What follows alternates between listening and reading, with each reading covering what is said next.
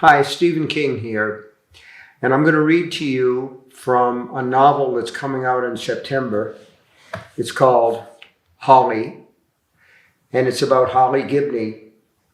I've written, I think, 6 times about Holly and her friends, Barbara and Jerome Robinson, and I'm always interested to come back to them and see what they're doing, Holly in particular, but in this case, I want to read to you about Barbara Robinson, who's discovered that she's not only enjoys writing poetry, but that she's very, very good at it.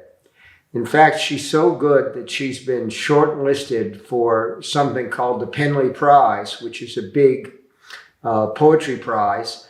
Comes with a gift for the winner of $25,000, and you get the book published. The only fly in the ointment for Barbara is that she has to write an essay about what poetry means to her or what her poetry is about, and she doesn't seem to have any good ideas for that essay. So she's struggling with it, and that's what I want to read. While Holly is smoking in the parking lot of the Sugar Heights Boutique shopping mart, Barbara Robinson is staring uselessly into space. She shut off all the notifications on her computer and phone, allowing only calls from her parents and Jerome to ring through. Those little red check me out circles by the text and mail icons are too tempting.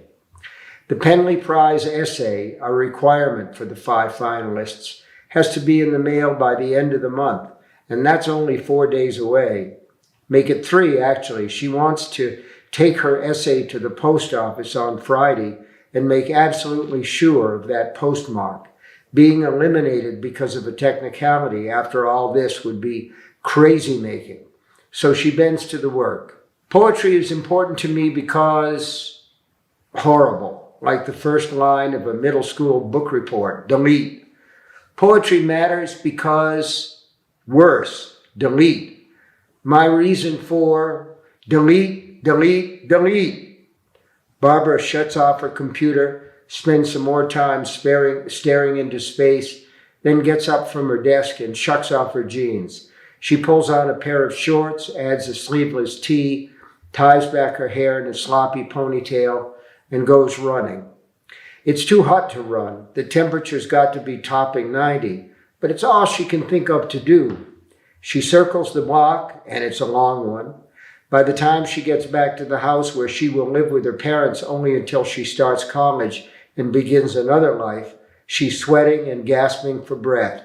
Nevertheless, she goes around the block again. Mrs. Caltrop, who's watering her flowers under an enormous sun hat, looks at her like she's crazy. Probably she is. In front of her computer, looking at the blank screen and the flashing cursor that seemed to mock her, she felt frustrated and, face it, scared, because Olivia refuses to help, because her mind was as blank as the screen. But now, running full out with sweat darkening her shirt and trickling down the sides of her face like extravagant tears, she realizes what was beneath the fright and frustration. She's angry. She feels fucking toyed with, made to jump through hoops like a circus dog. Back in the house, for the time being all hers with her mother and father at their respective jobs, she takes the stairs 2 at a time, leaves a path of her clothes in the hallway on her way to the bathroom, then gets in the shower with the handle turned all the way to C.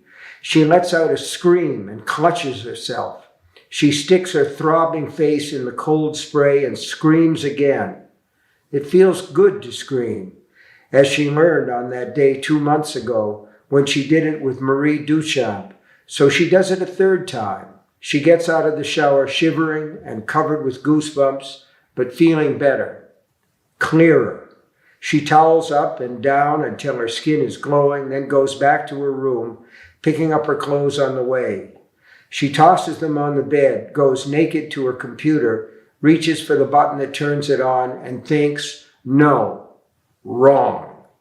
She grabs one of her school notebooks from the shelf beside her desk, flips past scribbled notes on Henry VII and the War of the Roses, and comes to a blank page. She tears it out almost carelessly, not ignoring the frayed edge, but glad of it. She's thinking of something Olivia said to her one morning in one of their meetings. She told Barbara it came from a Spanish writer named Juan Ramon Jimenez, but she, Olivia, first heard it from Jorge Castro. She said Jorge claimed it was the cornerstone of everything he ever wrote or hoped to write. If they give you lined paper, write the other way. Barbara does that now, writing her essay quickly across the blue ruled lines. According to the Penley requirements, it is not to exceed 500 words. Barbara's is much shorter than that. And it turns out Olivia is here to help her after all, with something else she said on one of those morning meetings that have changed her life, maybe more than college ever will. I write poetry because without it, I am a dead engine. She pauses only for a moment, then adds that I should be asked to write an essay about my poetry after sending so much of it to you is idiotic. My poetry is my essay. She folds the ragged-edged sheet twice and stuffs it into an envelope that's already stamped and addressed. She throws on some clothes, runs down the stairs, and goes out the door, leaving it open. She sprints down the block, probably ruining her cold shower with fresh sweat. She doesn't care. She needs to do this before she can change her mind. Doing that would be wrong, because what she has written is right. There's a mailbox on the corner. She drops the envelope inside, then bends over, grasping her knees and breathing hard. I don't care if I win or lose. I don't care. I don't care. She may regret what she wrote later, but not now. Standing at the mailbox, bent over with her wet hair hanging in her face, she knows it's the truth. The work matters.